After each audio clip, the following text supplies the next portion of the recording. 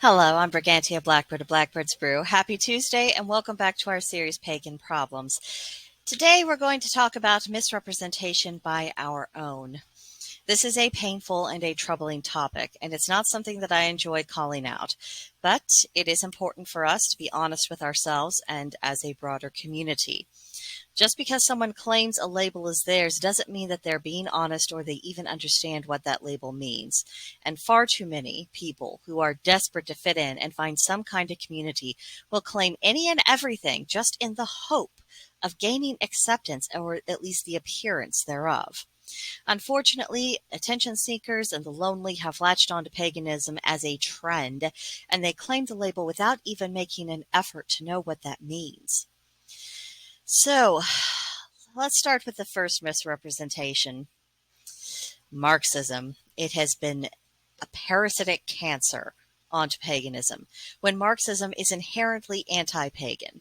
This corruption began in the 60s and the 70s, and since then a false and dangerous impression has been given that being pagan requires that your politics have to align with leftism and collectivism, despite the fact that these dismal ideologies have brought nothing but harm and destruction to the entire world, and they are antithetical to all of pagan philosophy. Leftism of all kinds, whether it's Marxism, collectivism, any of these things, they are authoritarian by definition. It rejects the individual. It rejects voluntary relationships or the importance of family, of self-reliance and spirituality. Because leftism ultimately is the worship of and the subjugation to the state. The fact that this fraud has been perpetrated onto the modern pagan revival for decades on end is absolutely unforgivable. It has misled untold numbers of sincere seekers, and it has painted a completely inaccurate picture of pagan principles in the minds of outsiders. The damage that has been done cannot be calculated, and it is very, very difficult to undo.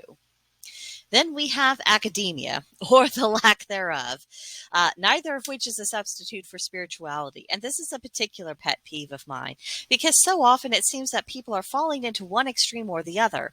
Either they haven't studied ancient mythos and cultures at all and think it doesn't matter, or they've gone to the other extreme and they think that regurgitating other people's research somehow makes them sound intelligent and more advanced as pagans. Both of these extremes are impediments to spiritual growth, and they create a poor impression of paganism, both to those outside of pagan faiths and to those within them.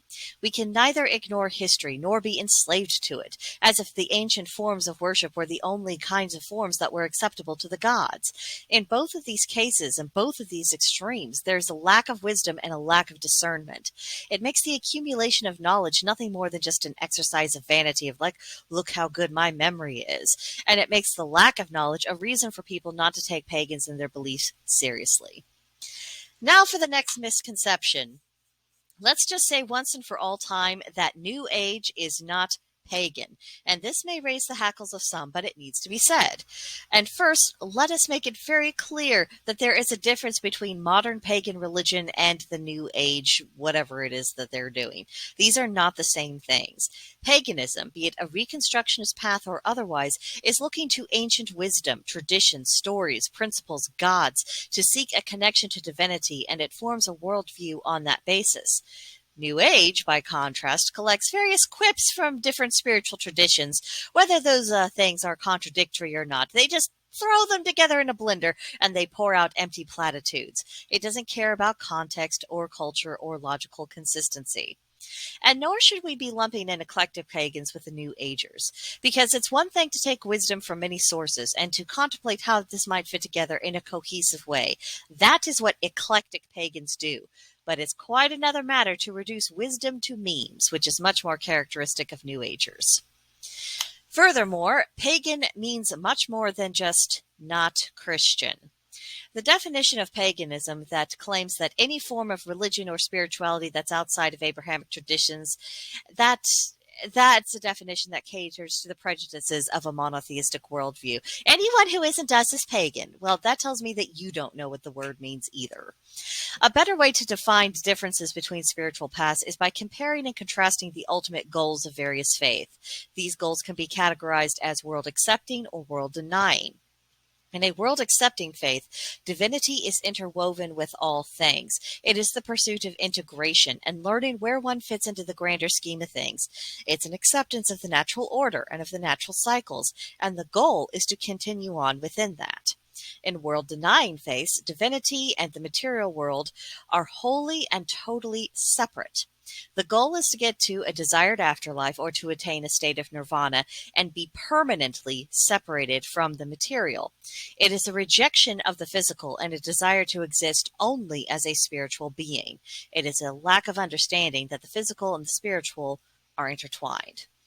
Now, yes, it's true that paganism is not under the Abrahamic umbrella, and it is polytheistic by nature, but what really sets it apart is not how many gods we have, but it's the worldview and the goals of our faith. To find out where we really belong and how to navigate more effectively, it's about rooted here, and understanding that whether we're here or whether we're on the other side of the veil, these are two different states of one being, and neither can exist without the other. Our next misconception is coming to the aesthetic issue, because paganism is not the same as adopting an aesthetic. And it goes against the grain to point this out a little bit, because I love creating beautiful interior spaces, and I appreciate fashion and various aesthetic movements. But paganism is not a costume, and it's not a way to decorate your house. Intention and sincerity make all the difference here. The pagans who incorporate their beliefs into their living areas, they come across as different than the person who's doing up a space to make it look pretty or because they saw something on Pinterest and thought they liked the vibe of it. And this is an intangible difference, but if you saw examples of these differences side by side, I think they would be unmistakable.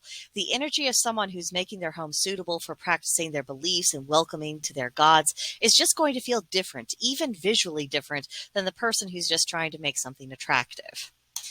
Now, our final misconceptions deals with charlatans, and charlatans are everyone's problem.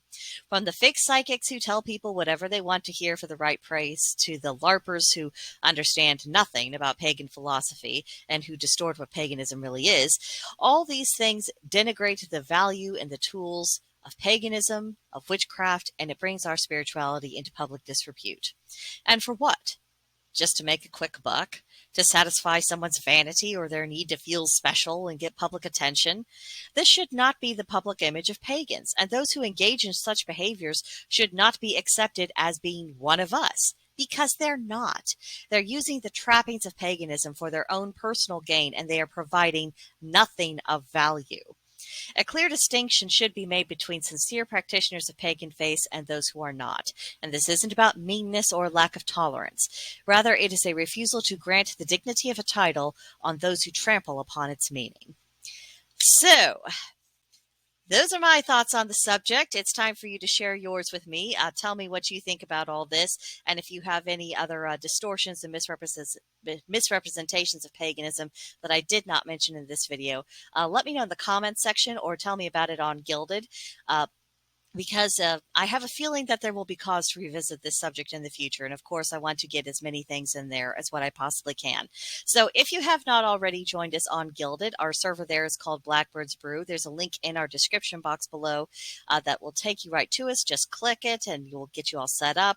Hopefully I should be there to greet you and kind of show you the ropes around how the server works and all that good stuff. But if not, there's always someone around who can help you. But that will do it for this particular video, and I will see you in the next one. Bye.